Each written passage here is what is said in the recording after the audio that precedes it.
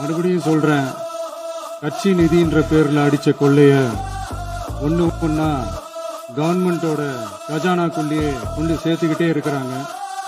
இப்பவும் சொல்றேன், மக்கள் பணத்துல இருந்து ஒரு பைசா கூட தொடமாட்டோம், தொடவும் விடமாட்டோம், தொட்டா விடமாட்டோம், இதுக்கு முன்னாடி தொட்டவங்களையும் விடமாட்டோம்.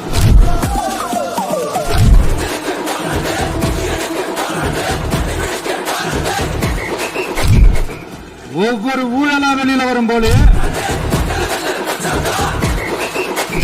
ஒவ்வொரு வேஷமா கலைஞ்சிரும் போலே அடிச்சு வர்றான், தட்டைய வச்சா உடச்சு வர்றான் தளபதி. இங்க இருக்கிற நிறைய பேரு நடுங்கி போய் இதுல நம்ம மேல அவதூறு வேற.